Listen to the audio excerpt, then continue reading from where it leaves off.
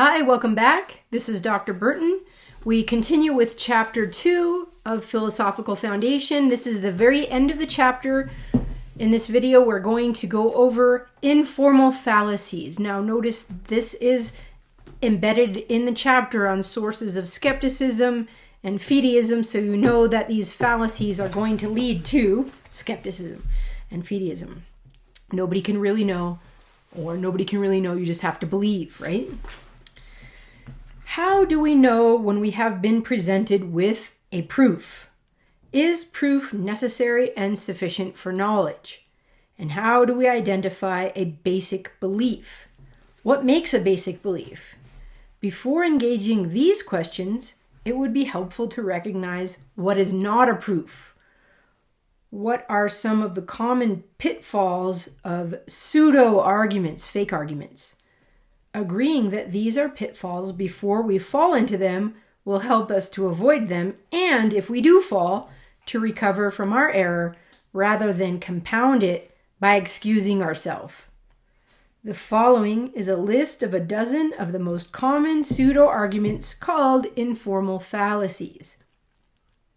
These are the names usually given to each, although the examples used to illustrate them vary greatly. So you should learn these informal fallacies. First, identify your use of these informal fallacies and then start spotting them out there in the world, and don't let them pull you in. Don't fall for them. Okay, the first is the appeal to fear. This is the use of threat to persuade to action. Do it or else. In a case of censorship by the state, Socrates was threatened with death in order to get him to stop raising questions which undermined the existing authorities. It did not succeed with Socrates because it did not show that physical life, a secondary good, was better than intellectual life, the primary good. Socrates chose to die physically rather than die spiritually by giving up what gives life meaning. So he did not want to give up philosophy. Socrates feared what should be feared. What shall it profit a man if he should gain the whole world and lose his own soul, says Jesus. So, appeal to fear is used widely in our culture. I think this is part of why cancel culture works, because we're afraid of losing something. What are you afraid of losing? Is it a secondary good or a primary good? Appeal to pity. This is an appeal to the compassion of the hearer to persuade to action. It succeeds where the good of the recipient is not kept clearly in mind. It manipulates the idea of love by separating it from the good and the need for discipline in order to achieve the good. In literature and politics, people are often presented as victims, needing compassion, rather than as rational beings responsible for knowing what is clear. Appeal to fear and pity is often used and often succeeds because we are not concerned to think critically about the good. So, victim status, that's very popular today, right? We should feel for the victim and not hold them accountable. Straw man. This is an argument against a misrepresentation of a position rather than the real position. Care and honesty are needed to avoid a straw man. Sometimes passionate advocates of a position do not themselves represent it accurately. Sometimes we are willing to argue against the weakest representation of a position rather than the strongest, simply because it is easy and popular to do so. Popular views in religion are not as well considered as the historical view, agreed upon after much discussion, or as the critical thinking of philosophical reflection, which responds to challenges not yet addressed by the historical view. We should be willing to address the most thought out position. Okay, so let me summarize this. Sometimes we disagree with a position, but we don't quite understand the position with which we disagree. We take cheap shots. We get what is easiest to target. If you think of a straw person out in the field, a scarecrow in the field there to chase off birds, this is a fake person, right? And if you were to get in a fight with the straw person, you would win, right? Because it's not a real person. So a straw man argument is not a real position. And when you argue against it, you're arguing against something that nobody would really believe. And so you beat it up. You beat up the scarecrow. You say, I won. And you never really engaged with the actual position. This happens in religion. This happens in politics. Maybe this is something behind memes, why they're funny. Popular views in religion are not as well considered as the historical view agreed upon after much discussion, or as the critical thinking of philosophical reflection which responds to challenges not yet addressed by the historical view.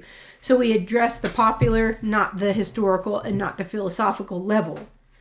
And so this becomes a source of skepticism. Why? Oh yeah, I used an argument. We didn't get very far, and so we can't know through arguments. We can just recognize it's a fake argument. Pseudo-argument. Ad hominem. This is a statement against the credibility of a person rather than against what the person said. Discrediting a person by questioning their motives or background or attitude is used as an excuse to avoid addressing what the person said. The position must be addressed in any case and should be addressed first. Ad hominem is not to be confused with a statement against another person's position. A statement against a person's position is not to be taken as a personal attack. Objections should be directed to what is more basic. So notice there's two problems here. One, we attack the person rather than what the person said. And then the other is when we attack what a person said, that person feels personally attacked. So we need to distance ourselves from our position and look at the position in a more objective way. It's not me that's being attacked when a question comes up against my belief. It seems to me that this is very popular right now, ad hominem. Just look at politics. Arguing against the person rather than against what the person said. Appeal to authority. This is an appeal to a person or a document as an authority to settle a dispute where that person or document is not an authority. This is often done where there is an insufficient respect for the authority of reason as self-attesting. Appeal is sometimes made to scripture or to science to settle disputes about origin when these are not relevant authorities because of their assumptions for which no proof is offered. So, appealing to some scientist on the question of origin of the universe, where that person maybe is an expert in physics, but physics doesn't talk about origins. That's not the job of physics. It's to describe the physical world, not the origin of the physical world. So appealing to a person as an authority where they're not an authority. I think this happens a lot in our day as well. Trust the science. Have you heard that? Adpopulum. This is an appeal to the current widespread acceptance of a view as a reason for its truth. Oh, baby, this is popular. It asks, how could any slightly reasonable person not believe what is now commonly believed by all the prestigious journals, by the most influential people in society, and by all of one's associates? But all the worldviews cannot be right. At most, only one view is right. So numbers alone cannot decide.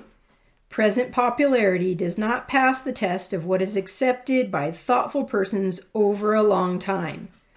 Some views are intellectually fashionable, and fashions change. It is possible to fool a majority of the people some of the time. Right? So this is very popular right now too. What is your tag on your social media right now? Do you support the current thing?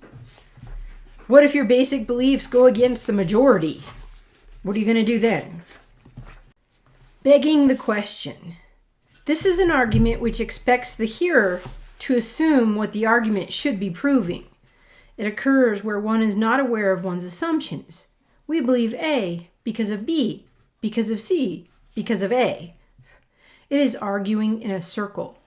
The smaller the circle, the more vicious is the circle. It has been suggested that all arguments are ultimately circular, that we argue from our presuppositions to our presupposition. This would be true if reason were not natural, ontological, and transcendental. So we start with reason, not our presupposition.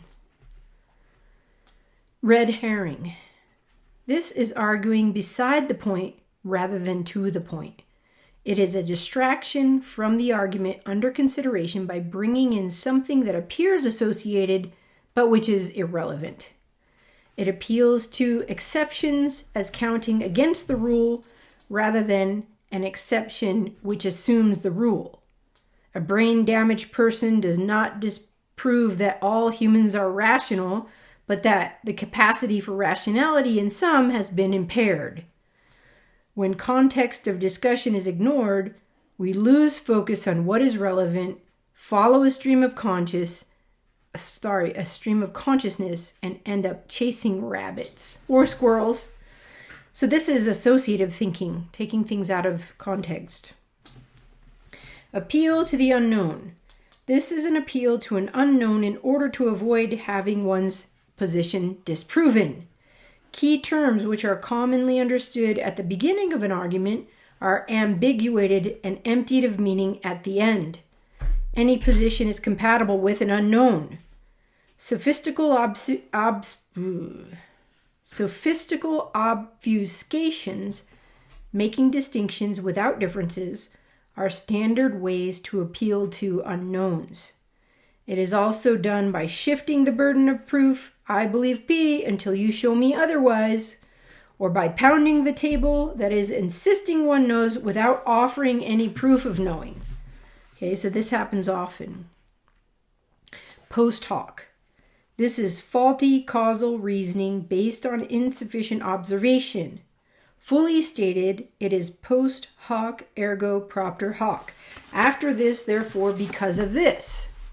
This is often manifest in superstitions, walking under a ladder, a black cat crossing one's path, going through rituals for good luck, and pseudoscience, astrology, divination, and magic. It may also occur in learned discussions where actual non-natural causes are discounted a priori, and natural causes must therefore be sought. So, the post hoc. After this, therefore, because of this. I've seen it in diagnosing your own health problems. Well, I had this symptom after I did this or took this medicine, so it must be this cause. Sometimes we call it causation isn't correlation, or correlation isn't causation. That's it, right? Similar. Correlation isn't causation. Hasty generalization. This is making a statement about an entire group based on a very limited observation, perhaps only one case. Statements about persons as members of a group defined by gender, personality, ethnicity, religious belief, or occupation are at times based on only one or two encounters. One feels depersonalized by being categorized, and this is often resisted as stereotyping. But a generalization is not hasty if it does not apply to every member of a class, yet is true of a significant majority.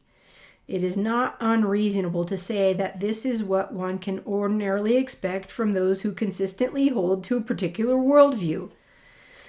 There is a natural connection between belief and conduct in human beings.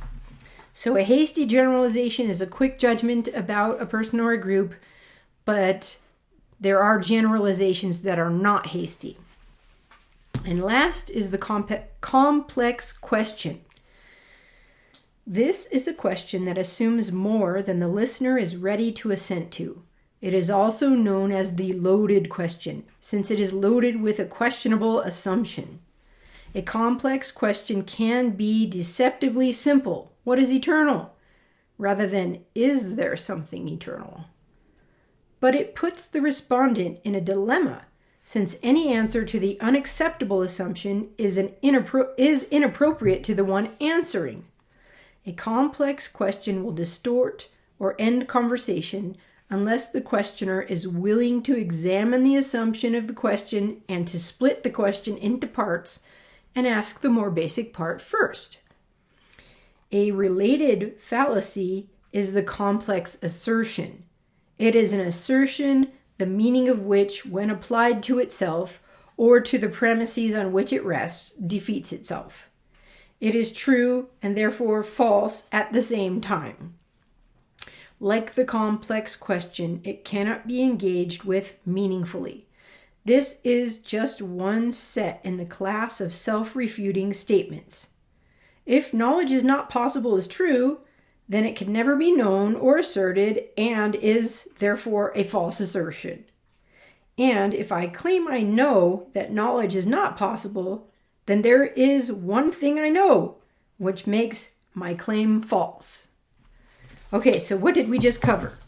We just covered 12 informal fallacies, which can become a source of skepticism if we don't recognize that these are pseudo-arguments instead of real arguments. Pseudo-arguments will only compound skepticism. It will not get us out of skepticism. So what we need are real arguments.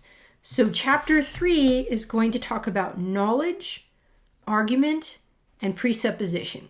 So we've gone through skepticism and fideism, which say we can't have knowledge, and the informal fallacies, which are faulty forms of argumentation. Now we're going to define knowledge, talk about what an argument or proof is, and talk about the role of basic beliefs. That sounds exciting, doesn't it? I know this was a hard chapter. I hope that you will work through it and let me know if you have any questions. Once you understand it, understanding is its own reward. So you will be rewarded with understanding and you will say, it's good. Okay, don't forget to like, subscribe, and share. Let's get our friends involved in this conversation. Thanks, and I'll see you in the next video.